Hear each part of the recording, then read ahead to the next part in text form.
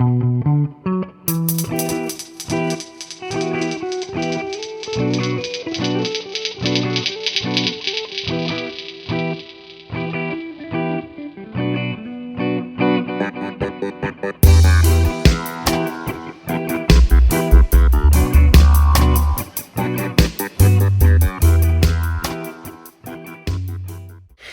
guys, welcome back to Angel and Angela. And on this topic, I wanted to talk to you guys about how the narcissist chooses their supply based on celibacy. The narcissists, you guys, they are the traders of all lies, and they choose you because of your celibacy, your devotion, your respect to your own self and your body. Even if you didn't know your boundaries, one thing about an empath is that you always respect yourself. So when you feel disrespected, it hurts you deeply, right? You haven't learned how to put, your empathy and your boundaries all in one. So when you meet a narcissist, one thing that you're going to notice is that they are going to try to see if you know anyone from their past. They are going to study your friendships, your relationships with people. They're going to accuse you of things that you don't do, or they're going to make jokes to see how you react to certain jokes. They're going to tell you if you're willing to do certain things intimately. They're going to tell you to send them pictures, send me a sexy picture. They're going to see how far they can go with you. They're trying to see if you're easy, if you're fast. The narcissist needs supply, but they're always looking for grade A supply. See, they'll take someone who's fast. They'll take a Jezebel spirit. The narcissist knows when they've came across a Jezebel spirit, because a Jezebel spirit is very overly sexualized, and she basically love bombs with sex. She'll sleep with you right away, and she'll say she never does stuff like that. And it's basically a lie. A lot of times, if you're an empathetic man, you will fall for it, right? And you just cannot believe that someone will lie about something like that, their sexuality. But then when you're with them, you know they're trying to love bomb you, and they're trying to seduce you, and you think it's a normal thing because they're your partner, right? But you don't know that their intentions are like really messed up, So the narcissist chooses you because of your own celibacy, because, when you meet them, they're like, hey, when was the last time you were in a relationship? Oh, okay. You haven't been talking to anyone. They want to know if you're being sexual, if you have someone that you're intimate with, if, what kind of, they want to know if you're going from person to person. They want to know if you have sex toys, if you have things of that nature, because they're looking at it like, I want to know how far I can push your limits. I want to know how far you came, how far have people awakened you up to different things. They want to know, because the narcissists, they get off on perversions, and a lot of times they'll say things and you'll be like, what did that person just say? Sometimes they'll ask you to do things that you're not willing to do just to test you out. And a lot of times they've done worse things. So they're like, trying to test you out. And this is why when they get new supply, they're looking at you and they're like, go be with someone else. Go do something with someone else. Go attach yourself to someone else, because they know that they've soul tied you, and they know that you will not easily be able to move on, because you were previously on a journey of celibacy until you met them. It becomes something where now you cannot connect. You're not at a frequency where you can connect to someone or attract your mate, because you're basically pleasuring yourself spiritually, where it's like you don't need a spiritual partner, and it's very sick, because The narcissist a lot of times uses the fact that you haven't been pleasured, you haven't been intimate with someone. This is why part of the love bomb is to sleep with you, buy you drinks, take you on dinner, be nice to you, open doors, share stories, laugh with you, feel like they're your best friend. And they do it literally deliberately by stalking you. The narcissist will stalk you, or they'll have other people stalk you. And then months, years later, they tell you, hey, my brother followed you around. I saw you and you were talking to this guy. You were talking. And since then, they're trying to justify their actions to why they're treating you the way they're treating you, based off of them coming to the conclusion that they're basically saying, hey, you weren't a good girl. You weren't a good guy. You weren't celibate. You were playing me too. Basically denying, what they've done to you. And, the fact that they're denying the fact that they're playing mind games and they're being intimate with you. And then they're basically making you feel like you're just like them. So when I tell you guys that the narcissist chooses you literally because of your own celibacy, the empath celibacy. Celibacy, you guys, it's the state of abstaining from marriage or sexual relationships. So if you're abstaining from these things so that when you finally do meet the right partner, now you can express emotions of now when you're pleasuring each other, you're being intimate with each other. It's, ecstasy. It's something that, it's like fireworks. And that's because you've been abstaining from toys. You've been abstaining your spirit from different spirits and having soul ties with different people. So you're waiting patiently for marriage, your spiritual marriage with someone, right? You're waiting for that. The narcissist chooses empaths that are waiting for that. They don't go after Jezebel spirits that sleep with them every single day, or they sleep with them when they just met them. They will mess around with those type of Jezebel spirits, but they know that Jezebel spirit, the moment that they get into a fight, or the moment that they find someone else with more money, more things, they know that Jezebel spirit, as loyal and as much as she cries, is still going to interact with other men, so, and sometimes the Jezebel spirit goes both ways. So sometimes they will cheat with other women and make it seem like, hey, it's another woman, right? So the narcissist knows that they can't use a Jezebel spirit for supply the way that they can take from the empath. So this is why they go after the empath, because they know the empath will do anything, will sacrifice themselves for the narcissist, even when they find out the truth. Even when they find out the truth, because they have broke you in. It's almost like they're taking your virginity away in a way, because you've been abstaining from sex, and people will tell you, oh, you're not going to have sex. It's not like you're a virgin. They'll talk to you like that. Like, that's dumb. Why would you abstain from sex when you're not even a virgin? Like, that doesn't make sense. And that's because you're not trying to soul tie yourself to someone to the point where you'll do anything for them, right? And this person has no commitment. And you might not even know, you might not have any ties to this person, but now you're tied to them in some way without even wanting to be. And you'll think to yourself, I just had a one night stand. I'll never see this person again. And you do. So the narcissist does not find those type of Jezebel spirits as a good source of supply, unless that Jezebel spirit wants them around, and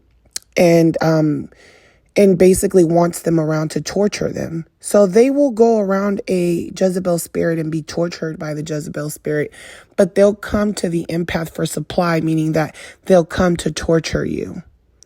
So when you're dealing with someone who is soul tying themselves to you, they preyed on you because they knew you weren't overly sexualized, and now they have the Jezebel spirit in them, and they're trying to deceive you. And now they're doing little things that you'll look at the narcissist and think, are you gay? Are you feminine?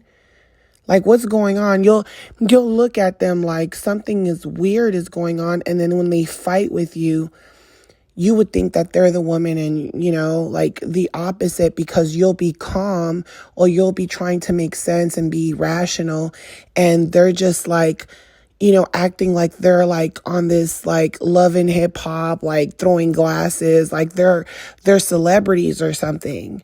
And you're looking at this person like, get real, like just get real. And it gets to the point where you're just like, you would rather someone be honest with you, even if it hurts. And really, it's to the point where it doesn't even hurt anymore, because now you know the truth, but you still want them to at least admit to it, And they will never, admit to these things. And if they do, they just somehow, turn back around and take back what they said. They go back and forth with what they say. So these people choose you deliberately, literally, because they know you've abstained from sex. They know that you're not the type of person that sleeps around with different people, but yet they will accuse you of these things. They will keep saying it over. They will treat you. They will take out their anger, their frustration. They will take it out on you, and because they want to see tears, they want to see you hurt, because the Jezebel spirit doesn't care. So they want you to suffer so that they can feel better about the things that they cannot control.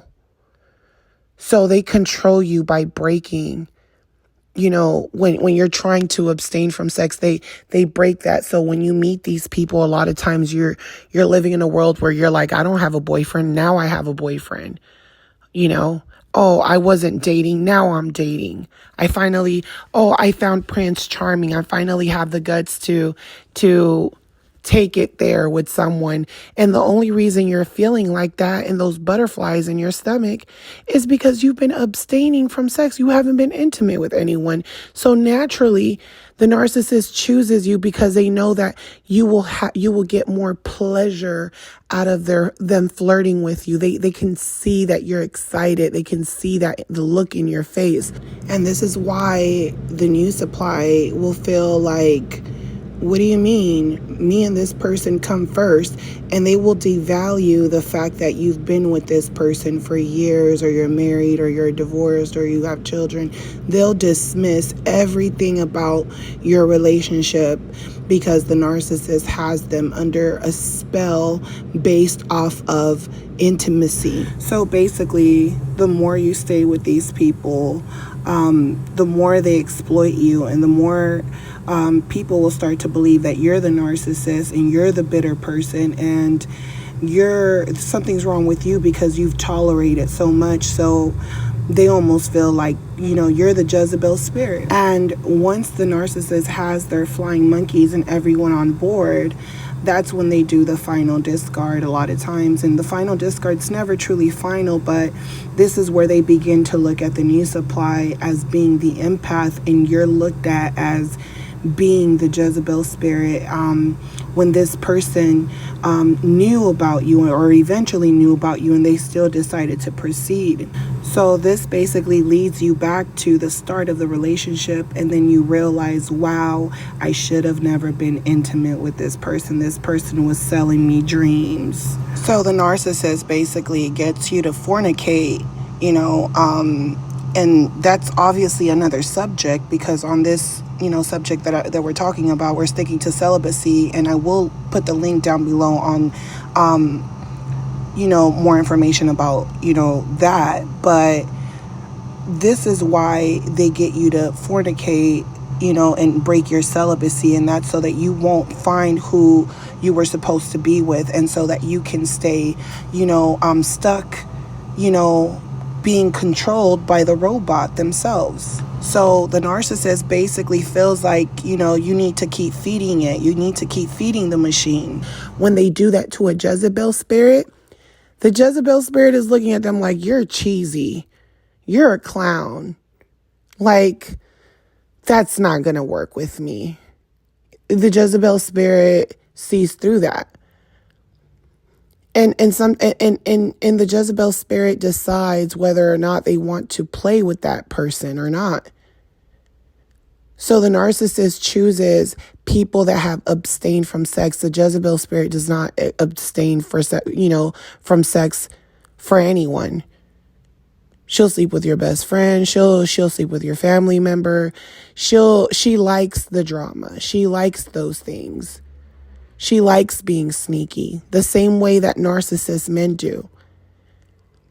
So if you're dealing with someone that's not wanting to come, in your life and unite and have a common purpose, and the common purpose is to have sex, to have a spiritual marriage, to have, something that is worth having, someone that's willing to protect you and to be honest with you and not to, use the fact that you've been abstaining from sex in order to get control of you. They're wanting to work for that. They're willing to not make it about that because they know that it's going to be good when it happens, because they know that you're a good person. And they know that they're a good person because they're not willing to come into a courtship lying to you. The narcissist was a liar from the beginning, and they're abstaining just as much as you are because they know that when they finally make it official, it's going to be something real. It's going to be something that is worth having, even when there's ups and downs. Because even when there's ups and downs, it's going to be, you're my mate. You're that person I chose. You're that person I abstained from using toys and having different sexual partners. You're the reason I did this for, so that I can have this type of bond, this type of unity, this type of frequency, this type of abundance, because when you're with a narcissist, there's nothing but cloudy days and bad luck. So the narcissist comes, they act like they're your Prince Charming, and they're really a frog. They act like, hey, this is a magic palace and I'm the prince.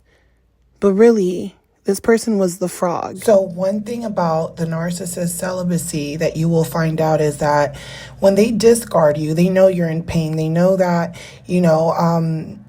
they're losing, the static that's connected to the both of you, right? And that's through sex.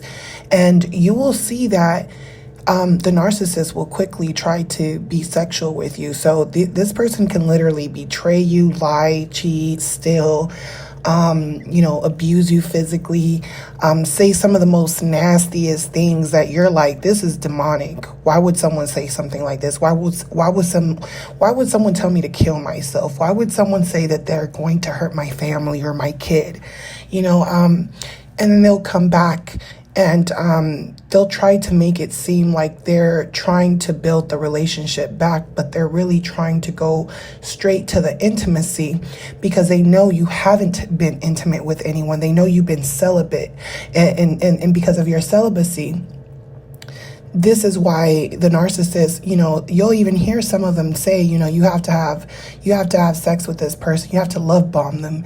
You have to be out here and be the best lover ever. And then it's over. So I hope that this message was helpful. If you guys want to book a session with me, my booking information is on the description box. If you guys enjoyed this video, do not forget to subscribe, like, share, and I will talk to you guys on the next one. Love you guys. Bye.